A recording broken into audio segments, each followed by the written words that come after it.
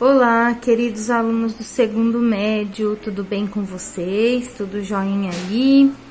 Olha só, as questões do módulo 12, eu na verdade já tinha comentado com vocês, tá bom? Que é sobre o primo Basílio, o crime do Padre Amaro, isso daí a gente já conversou em sala mesmo, tá? Então eu vou passar para vocês agora algumas respostas e algumas explicações sobre o módulo 13, que foi também um trabalho apresentado por vocês em sala de aula. Foi um seminário que é uma avaliação, uma nota, né, de avaliação mensal. Então, gente, a questão número 1, nós já comentamos em sala, faltava da 2 em diante, tá? Então, por exemplo, na questão número 2, diz assim, ó, associado ao amor pelos engenhos, pelas máquinas, qual é o outro costume de Jacinto criticado pelo narrador? É o costume dele de buscar a erudição, a cultura, o que é correto, né? Ser erudito, a ter aparência de sabichão, né? E acumular livros. É isso que é criticado, tá? Porque para ele os livros são tão inúteis quanto as engenhocas que não o faziam feliz, que nada conseguia realizá-lo, na verdade, né? Então, para ele era tudo isso inútil. Daí, número 3. Em que medida essa crítica é irônica? E responda transcrevendo passagens do texto.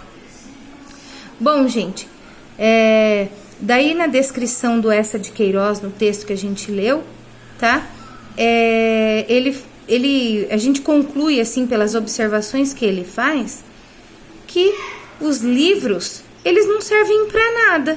Eles são um amontoado de inutilidades, digamos assim, né? Então, naquela passagem que ele diz assim, ó, e simultaneamente, ou em obediência à sua ideia, ou governado pelo despotismo do hábito, não cessava ao lado da mecânica acumulada de acumular erudição. Ó, invasão dos livros no 202.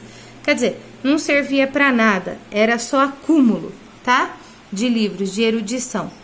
Daí a questão número 4 diz: qual a situação descrita no último período do texto em que o narrador aparece correndo urgentemente de mãos nas calças? Qual o elemento que intensifica a comicidade da situação? É a situação correndo com as mãos nas calças porque estava apertado para ir ao banheiro, né, gente? E a comicidade, ela se completa, então, porque quando ele chega ao banheiro, a porta ela está toda trancada, com um monte de livros, impedindo que ele entrasse. Uma tremenda coleção de estudos sociais. Então, essa cena realmente é muito engraçada, tá bom? Esse foi o exercício número 4. Depois, o 5 diz assim, que deve indicar no texto a palavra geleiras e que significa dizer que 3 delas tinham sido sucessivamente desprestigiadas.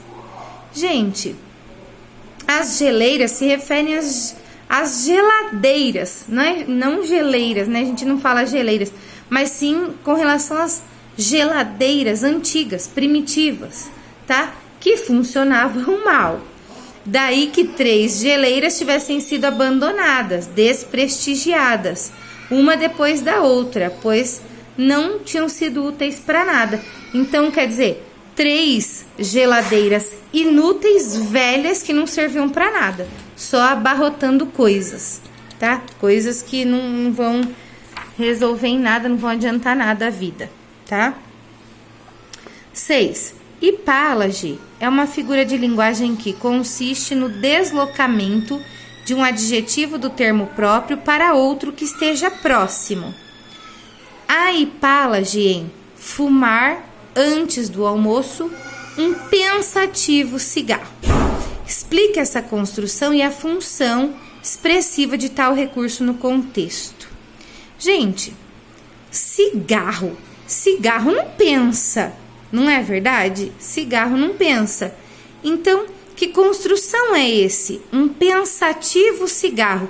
O adjetivo foi colocado antes né, do substantivo cigarro, mas é claro que não quis dizer que o cigarro mesmo estava pensando, e sim a pessoa que estava fumando o cigarro e pensando, tá? Então, causa uma estranheza, né?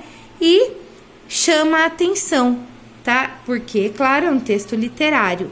Então, tá aí como foi construída essa hipálage, tá, gente? Depois, no texto 7, como seria a frase normal sem a hipálage? Tá? Seria atribuído ao sujeito, tá bom? Que seria o eu. Pensativo, me era doce fumar um cigarro. Quer dizer, quem estava pensativo era o personagem, tá? Ou então o modo como se fumaria o cigarro. Fumar pensativamente um cigarro. Daí eu tornaria pensativo, eu passaria a um advérbio, ó, pensativamente, um advérbio, de um modo como fumar o cigarro. Aí daria também, mas desfaria essa figura de linguagem, tá? A hipálage.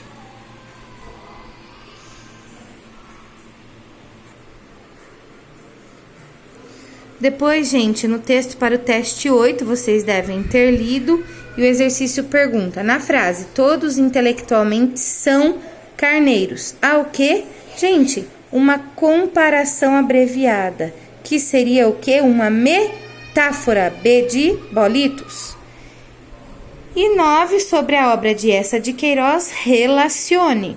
Pessoal, vou passar a vocês a resposta, seria letra A, número 4, os maias, B, 3, a cidade e as serras, C, 1, o crime do Padre Amaro e D, 2, o primo Basílio. Nós não vimos os maias, porém por exclusão daria para você saber a quem se referia, né, cada um aí, porque nós vimos o primo Basílio, vimos o crime do Padre Amaro e vimos a cidade e as serras, então daria para resolver também. Ok, amados? Então, é só por enquanto, depois eu vou mandar mais módulos para vocês. Beijocas!